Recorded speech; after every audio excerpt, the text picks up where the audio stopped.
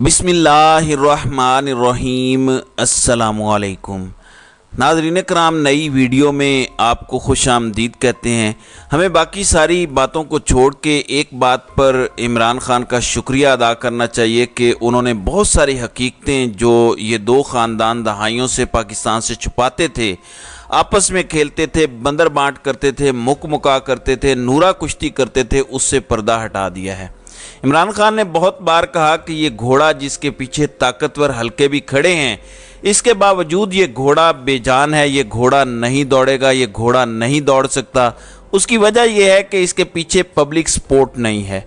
फिर बताया गया कि जी इकोनॉमिक रिवाइवल प्लान आ गया है, फिर कहा गया कि इन्वेस्टमेंट आ रही है, बहुत कुछ कहा गया। लेकिन जिस हुकूमत के साथ अवामी सपोर्ट ना हो वो हुकूमत कैसे आगे जा सकती है, इसका अंदाज़ा पिछले 1-1.5 साल से लगा लीजिए। नवाज शरीफ भी इधर हैं, बाकी जिन जिन शख्सियात का दावा किया जा रहा है वो शख्सियात भी इधर ही हैं।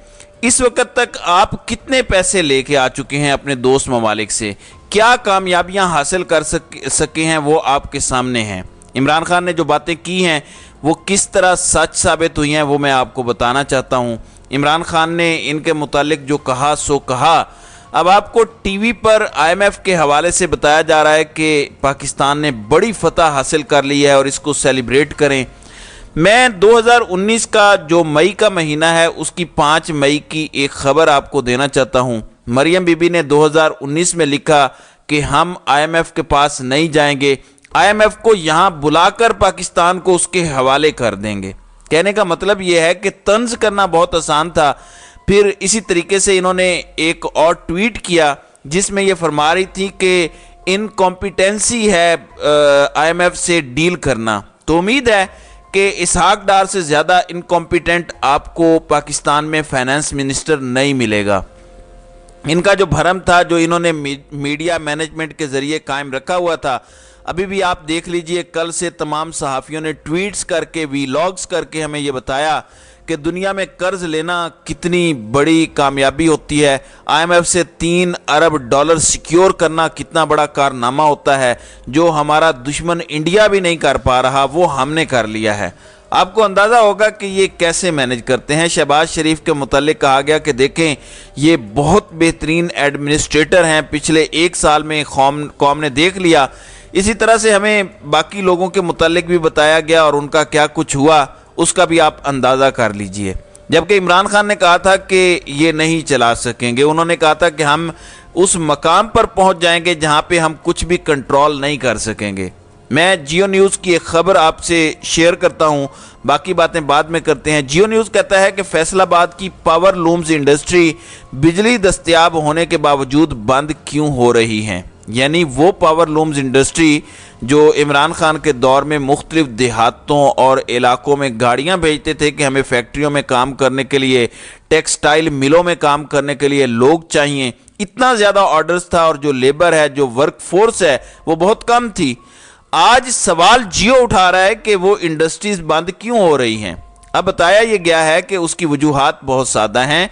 बिजली के रेट्स वो अफोर्ड नहीं कर सकते। वो कहते हैं कि फैसलाबाद की लूम इंडस्ट्रीज जो कभी बिजली की लोड शेडिंग से बहरान का शिकार थी, अब 24 घंटे बिजली दस्तयाब होने के बावजूद बंद हो रही है, क्योंकि बजट में बिजली के निर्ख कम करने के मुंतज़िर पावर लूम्स वर्कर्स शदीद माली बहरान का शिकार हैं। फैसलाबाद की पावर लूम्स इंडस्ट्री के लिए बिजली की कोई कमी नहीं, ताहम बिजली की बढ़ती कीमत से पावर लूम सेक्टर शदीद बहरान का शिकार है और मौजूदा बजट भी उसका मदावा नहीं कर सका। फिर रात को मियां मनशा गुफ्तगू कर रहे हैं शहबाज राना और कामरान यूसुफ के साथ। उन्होंने ये बताया कि जब श्रीलंका वाला मामला हुआ तो क्योंकि वहाँ भी इनका नशात ग्रुप बहुत बड़ा है, तो इन्होंने ये बताया कि जब श्रीलंका वाला मामला हुआ तो उन्होंने कहा कि श्रीलंका निकल जाएगा, पाकिस्तान की फिक्र करो। उन्होंने कहा कि लोग मुझ पर बहुत ज़्यादा हंसे।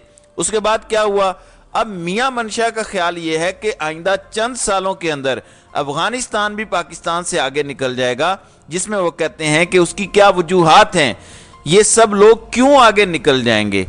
उसकी उन्होंने एक वजह ये बताई कि श्रीलंका इतने बड़े इकोनॉमिक क्राइसिस से सर्वाइव कर गया और हम फंसे हुए हैं। उसकी वजह रूल ऑफ लॉ है, यानी قانون کی حکمرانی کا فقدان ہے۔ میں نے کہا کہ اب عمران خان بھی رول آف لا کی بات کرتے ہیں، تو اب وہی میاں منشا بھی کر رہے ہیں، تو کیا میاں منشا پر بھی کوئی کیس کیا جائے گا؟ دوسری جانب ناظرین اکرام، شہباز شریف اینڈ کمپنی کی خوشیاں 24 گھنٹے بھی نہیں نکال سکیں۔ ہمیں بتایا گیا کہ روسی تیل آئے گا تو پاکستان میں بہت کچھ تبدیلیاں لائے گا۔ اب وہ روسی تیل بھی آ چکا ہے، لیکن روسی تیل آنے کے باوجود حکومت نے ڈیزل کی قیمت میں 7.5 روپے کا اضافہ کر دیا ہے۔ اب آپ کو پتا ہے کہ ڈیزل کی اس کاسٹ سے آپ کو اور مجھے کیا نقصان ہوگا۔ چلے میں آپ کو بتا دیتا ہوں۔ ایک تو ٹرانسپورٹرز کا تو نقصان ہے ہی، ملک کا سب سے بڑا طبقہ کاشتکاری سے جڑا ہوا ہے، اور کاشتکاری کا یہ سیزن ہے جب چاول کی فصل کاشت ہو رہی ہوتی ہے، منجی جسے ہم کہتے ہیں۔ اب چونکہ ہر جگہ بجلی دستیاب نہیں ہے تو وہاں پہ مختلف سورسز استعمال کرتے ہیں، جس میں ڈیزل استعمال ہوتا ہے پیٹر وغیرہ میں۔ اب اس کا مطلب یہ ہے کہ آپ نے کاشتکار کی کاسٹ بڑھا دی ہے۔ دوسری طرف کہتے ہیں کہ ہم نے پٹرول کی قیمت کو برقرار رکھا ہے، لیکن حکومت آپ سے، میرے سے، ہم سب سے جھوٹ بول رہی ہے۔ اور جھوٹ کیا ہے؟ یعنی حکومت پٹرول سستا کر سکتی تھی، ڈیزل سستا کر سکتی تھی، لیکن ہمیں نہیں بتایا گیا کہ آئی ایم ایف سے ڈیل ہے تو آپ نے پٹرولیم لیوی کو 50 سے بڑھا کے 60 کیا ہے، تو ظاہر ہے اس میں آپ نے اضافہ کرنا ہے، تو آپ کو بتایا جائے گا کہ پٹرول ہم نے بالکل مہنگا نہیں کیا، لیکن آپ کو یہ نہیں بتایا جائے گا کہ جو آپ کے 5 روپے آپ کو ریلیف مل سکتا تھا، وہ ہم نے یوں کیا ہے کہ پیٹرولیم لیوی 50 روپے سے بڑھا کر 55 روپے فی لیٹر کر دی ہے۔ اب اگلی بات یہ ہے کہ بی بی سی کی خبر ہے، میں آپ کے سامنے رکھتا ہوں کہ آپ تیاری پکڑ لیں۔ وہ کہتے ہیں کہ آئی ایم ایف معاہدے کے بعد بجلی کی قیمتیں بڑھنے کا امکان ہے، اور توانائی کے شعبے میں چونکہ آئی ایم ایف نے کہا ہے، تو اس کا مطلب یہ ہے کہ آئندہ چند روز کے اندر آپ کو یہ خبر بھی سننے کو ملے گی کہ پاکستان میں بجلی مزید مہنگی ہو گئی ہے۔ تو کہنے کا مطلب یہ ہے کہ سب کچھ ہوگا۔ اب میں آپ کو ایک سمپل سی بات بتاتا ہوں، جب آپ آئی ایم ایف کے ساتھ ڈیل کرتے ہیں تو وہ 2 باتیں کرتے ہیں۔ وہ کہتے ہیں کہ دیکھیں آپ کے پاس 2 طریقے ہیں، جیسے کسی گھر میں بھی ہوتا ہے کہ یا تو آپ اپنی آمدن بڑھا لیں یا آپ اپنے خرچے کم کر دیں۔ ظاہر ہے خرچے کم ہوں گے تو آپ کا خسارہ بھی کم ہو جائے گا۔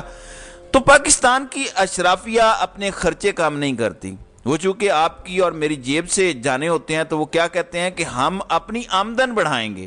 آمدن بڑھانے کا مطلب یہ ہوتا ہے کہ حکومت کی آمدن تو ٹیکس سے ہوتی ہے، تو وہ کہتے ہیں کہ پاکستان کے غریب لوگوں پر ہم ٹیکس بڑھا لیں گے، لیکن ہم اپنے اللے تللے جو ہماری گاڑیاں دوڑ رہی ہیں، یا ہمارے بچوں کے فیڈرز، یا ہمارے بکرے جو منڈیوں سے سرکاری گاڑیوں میں آتے ہیں، ہم اس کو اسی طرح سے انجوائے کریں گے، اور ہم بالکل خرچ گھٹانے کی طرف نہیں جائیں گے، اور ہم اپنی مرضی سے سب کچھ کریں گے۔ تو یہ پاکستان کی اس وقت موجودہ صورتحال ہے۔ اب ان بری خبروں میں ایک اچھی خبر بھی ہے کہ آئی ایم ایف ڈیل کے بعد پاکستان کے بیرون ملک بانڈز میں اضافہ ہوا ہے۔ چلیں یہ ایک سٹیبلٹی والی خبر ہے جو میں نے آپ سے شیئر کی۔ دوسرا، ایل پی جی کی قیمت میں 20 روپے فی کلو کمی کی گئی ہے، اوگرا نے یہ بتایا ہے۔ چلیں کسی کو تو فائدہ ہوا۔ اب آتے ہیں زرداری کے بچے کی طرف۔ پنجاب میں زرداری کا بچہ ہے، اور زرداری صاحب اپنے صوبے میں تو کچھ کر نہیں پا رہے اپنے لوگوں کے لیے، تو یہاں اگر کچھ ہو رہا تھا تو اب پنجاب سے بدلہ تو لینا ہے۔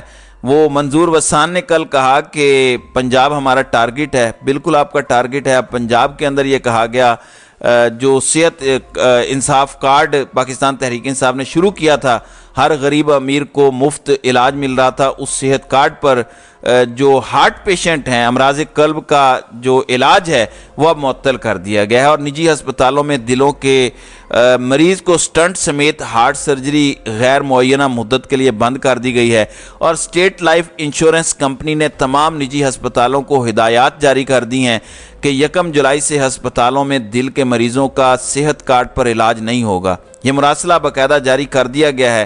تو زرداری کے بچے نے اخیر تو کر دی ہے، لیکن غریبوں کی دعائیں بھی کسی دن رنگ لائیں گی، اور یہ کب تک بچ پائیں گے۔ تو ناظرین اکرام، آپ کی اس ویڈیو کے حوالے سے کیا رائے ہے؟ آپ اپنی رائے کا اظہار کامنٹ سیکشن میں ضرور کیجئے گا۔